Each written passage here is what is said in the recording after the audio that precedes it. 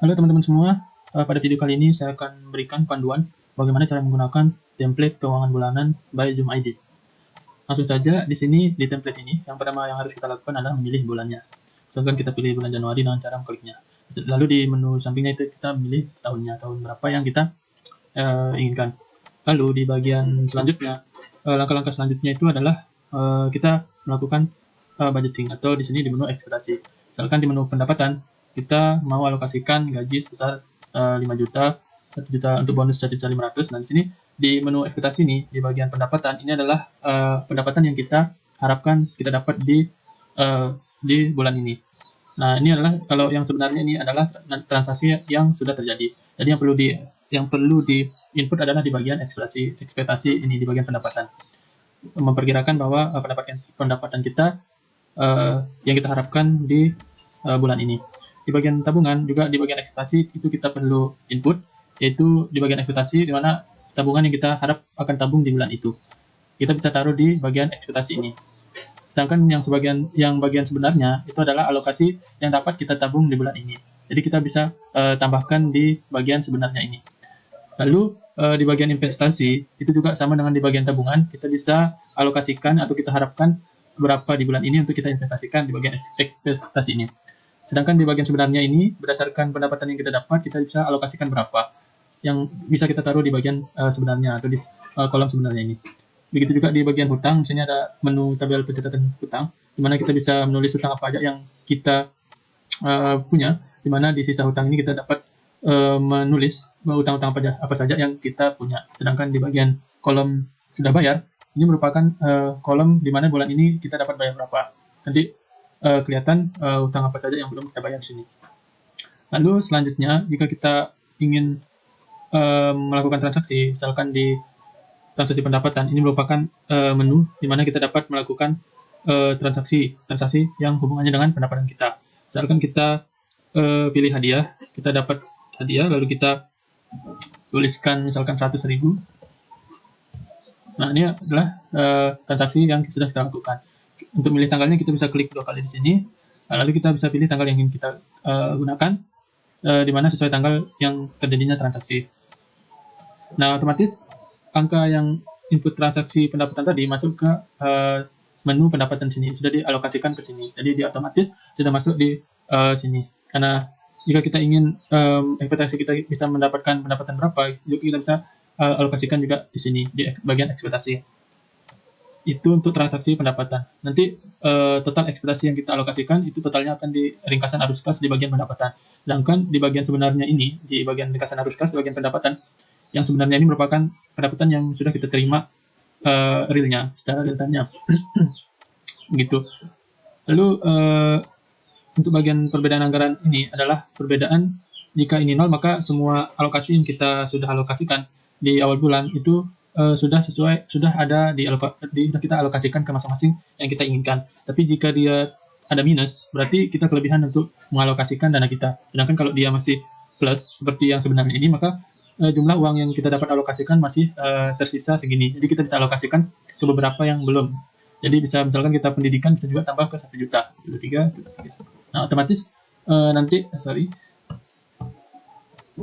nanti ini mengurangi yang ada di sini. Jadi misalkan kita tambahkan di sini tes, lalu kita masukkan, kita bisa dapat nabung untuk di sini 136723.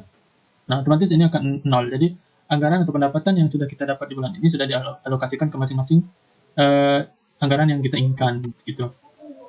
Jadi ini otomatis akan connect ke bagian sini. Ini adalah total uang yang tersisa yang belum dialokasikan di bulan yang di bulan tersebut.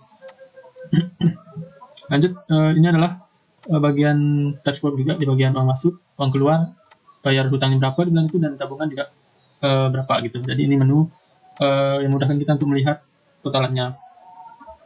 Selanjutnya di bagian tagihan, sini ada menu tagihan. Di sini kita dapat menginput beberapa tagihan yang kita inginkan. Ini kita dapat mengklik 2 kali tanggal untuk memilih tanggal. Lalu kita bisa milih nama tagihannya apa. Lalu di sini ada menu drop down untuk kita milih kategorinya, subkategorinya apa, lalu kita bisa memperkirakan kita akan membayarkan berapa gitu. Sini ada metode pembayaran dan juga sini dibayarkan. Nah, di menu dibayarkan ini adalah jika yang kita alokasikan ini ternyata berbeda yang harus kita bayarkan di bulan itu atau di tanggal itu. Jadi ini akan di sini jika ada perbedaan jumlah yang harus kita bayarkan. Namun jika tidak, maka tidak perlu diisi. Jadi tinggal dibayar sesuai dengan alokasi yang kita ingin bayarkan di awal, sesuai dengan di awal bulan ya. Misalkan kita ingin membayar Netflix, nama tagihan Netflix ini, jadi jika sesuai yang harus kita bayarkan dengan anggaran yang kita sesuaikan, maka kita tinggal klik bayar. Nah, maka otomatis fix dibayarkan 200.000. Namun apabila ada perbedaan seperti pembayaran air di sini, maka kita perlu tuliskan sesuai yang angka yang perlu kita bayarkan di sini. Setelah itu baru kita klik centang di sini, maka otomatis itu sudah dibayarkan. Begitu. Lanjut ke menu transaksi pengeluaran.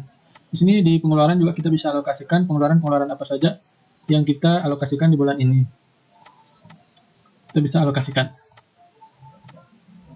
Misalkan makanan sudah, listrik kita alokasikan, atau kita pilih pajak misalkan, kita bayar 200.000.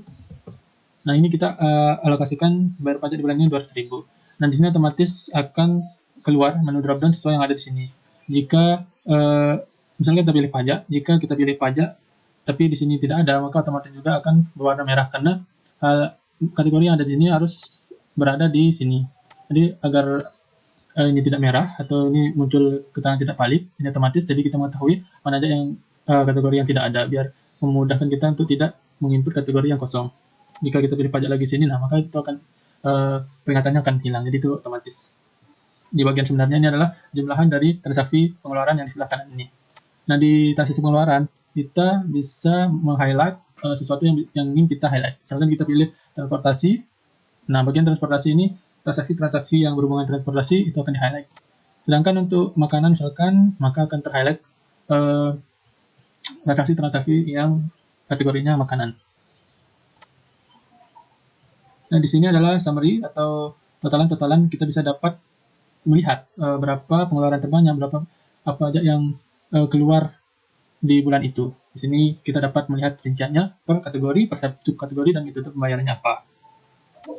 Nah, ini juga salah satu dashboard yang memungkinkan kita melihat pengeluaran kita di bulan itu di bagian kategori, subkategori, dan juga metode pembayaran. Di sini kita dapat bisa melihat pengeluaran terbanyaknya berasal dari mana. Balik ke awal di menu ini. Nah, yang sebelumnya pernah saya kasih tahu sebelumnya, ini jika terjadi seperti ini, maka kita terlalu banyak mengalokasikan sesuatu, sedangkan ekspektasi pendapatan kita di bawah itu. Jadi untuk menghilangkannya agar sesuai, agar menjadi 0 adalah kita turunkan alokasi kita di bagian ekspektasi. Nah, ini nah itu kan sudah 0, berarti semua anggaran atau budgeting itu sudah sesuai. Nah, ini kan ada sisa, maka ada uang yang harus kita alokasikan yang belum kita gunakan di bagian ini. Jadi kalau kita mau gunakan untuk misalkan sudah di akhir bulan, kita ada uang segini, kita mau tabung misalkan, kita investasikan di bagian reksadana misalkan 1 juta, maka ini akan mengurangi. Nah, nanti di bagian sini misalkan kita tambahkan sesuatu, kita tabung sebesar 367. Nah, otomatis semua dana di bulan itu sudah dialokasikan. Di bagian ini juga kita dapat melihat jika kita centang yang bagian ekspektasi di sini. Nah, otomatis bagian-bagian yang ekspektasi itu kita dapat lihat, atau budgeting kita yang dimana yang harusnya kita budgeting atau harapkan di bulan itu terjadi. Jadi otomatis ter-highlight bagian-bagian mana yang merupakan bagian ekspektasi atau budgeting. Sedangkan di bagian sebenarnya ini, maka kita dapat melihat bagian-bagian apa saja yang harus kita edit di bagian sebenarnya. Jadi sudah di otomatis conditional formattingnya sudah otomatis. Jadi apa-apa saja yang bagian sebenarnya itu sudah ter-highlight warnanya kuning. Selebihnya di sini ada dashboard atau grafik yang dimana kita dapat melihat perbandingan antara ekspektasi dan juga sebenarnya. Di sini juga ada alokasi atau bisa kita melihat apa saja yang pengeluaran terbanyak apa saja pendapatan perbandingan pendapatannya dan juga dengan pengeluaran di baik tagihan transaksi pengeluaran, tabungan, investasi dan hutang.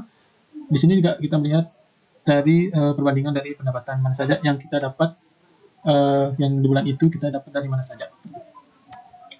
Itu aja teman-teman untuk panduan cara menggunakan keuangan bulanan by Job ID. Terima kasih teman-teman semua.